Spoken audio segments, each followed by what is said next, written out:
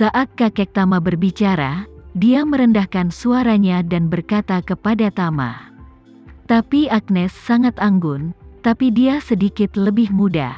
Kalau tidak, dia sangat cocok untukmu." "Ya, dia masih sangat muda." Tama menggema sambil tersenyum, berpikir pada dirinya sendiri.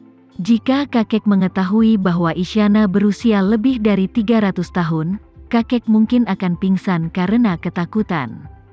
Kemudian, dia dan Maherenza datang ke ruang makan bersama.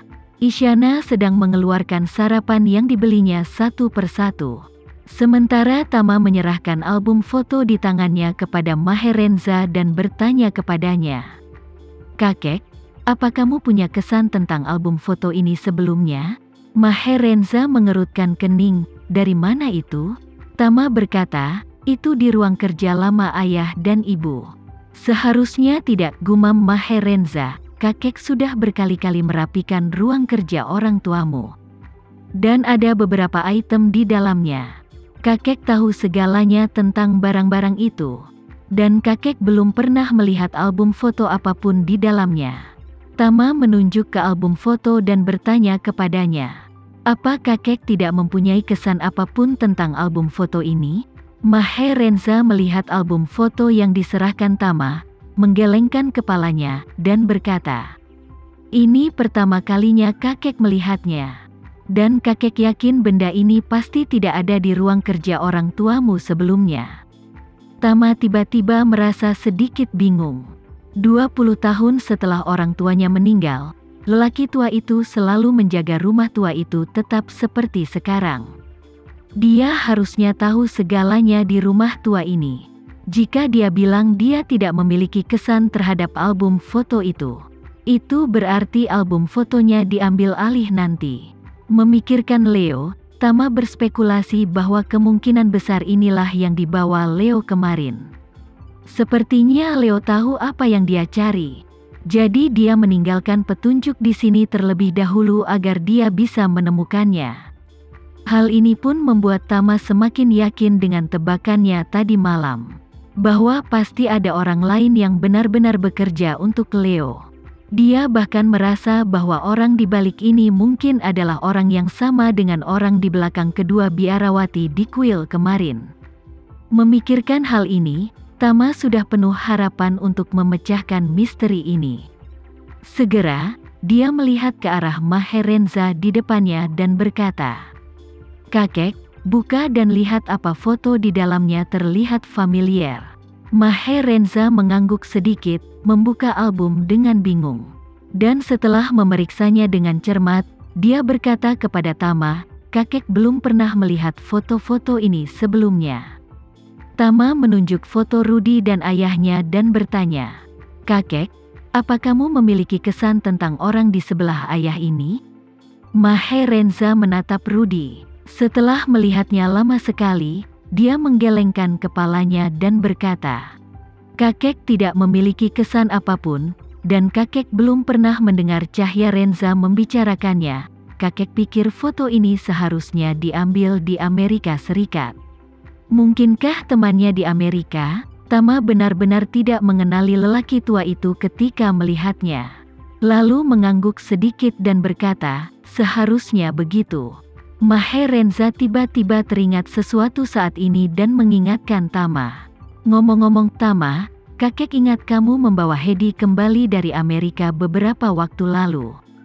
Dia dan ayahmu memiliki hubungan yang baik sebelum kematiannya. Dan dia juga sudah lama tinggal di Amerika.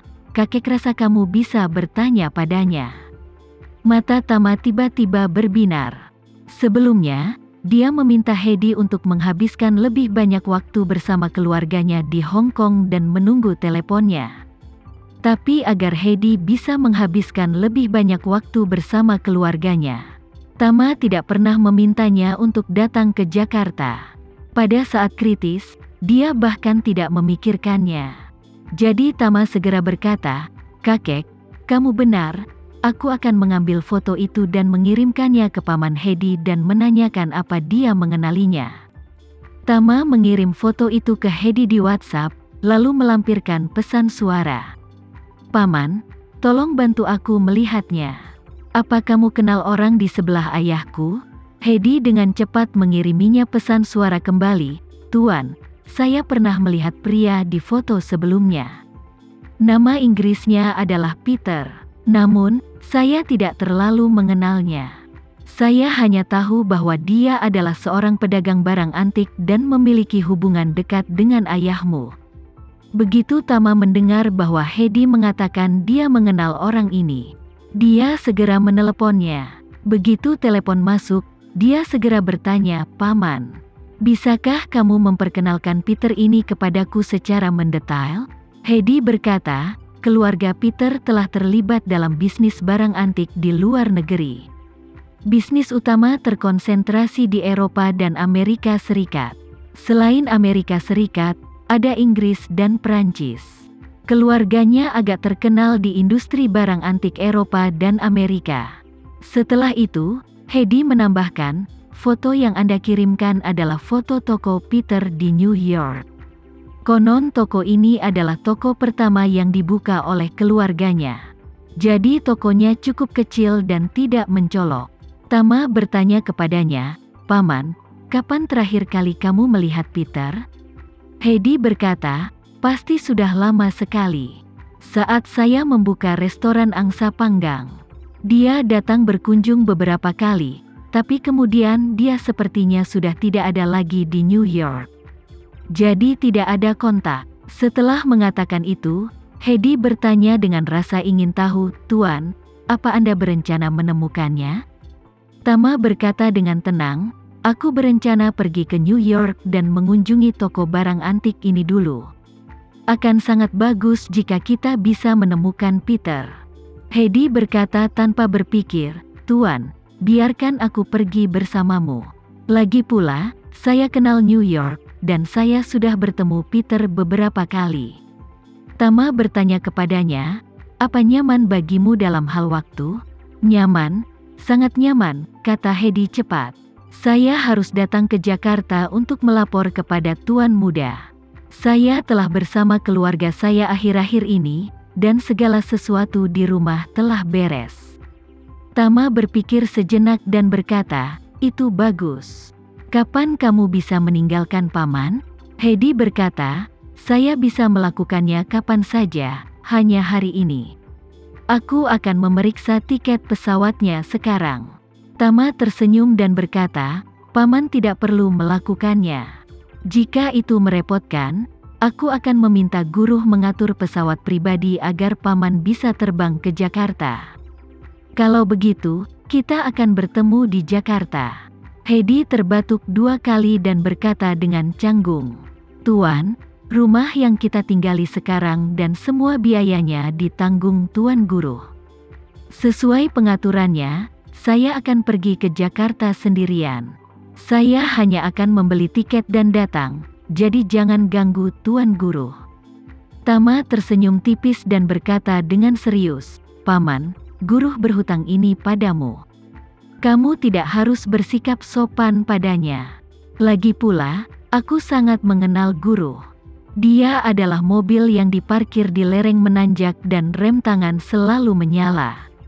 Rem tangan ini tidak hanya tidak bisa dilonggarkan sejenak, tapi juga perlu diperiksa sesekali. Kalau ada tanda-tanda kendur sedikit saja, harus diperbaiki. Kencangkan, jika tidak, selama kamu memberinya kesempatan sekecil apapun, dia pasti akan mundur." Heidi berkata sambil tersenyum, Saya pikir dia telah melakukan cukup banyak." Tama berkata dengan tegas, "Paman, aku akan mengatur masalah ini, jadi kamu tidak perlu khawatir."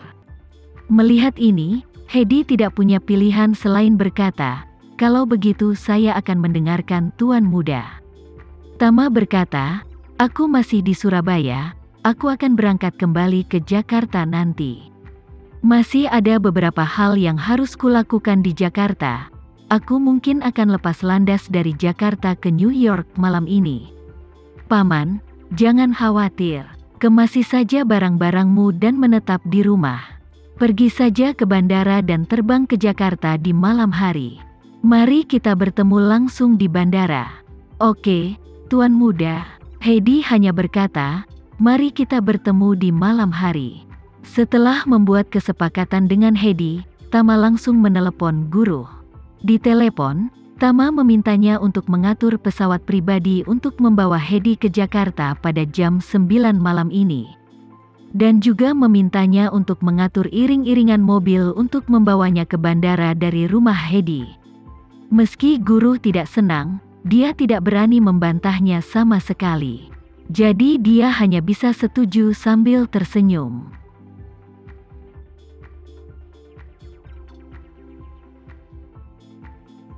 Sekian dulu ya video kali ini, kita lanjutkan lagi videonya di lain waktu. Oh iya, bagaimana menurut kalian? Semoga bisa sedikit menghibur kalian semua. Untuk teman-teman yang baru nonton, jangan lupa subscribe ya, hehehe.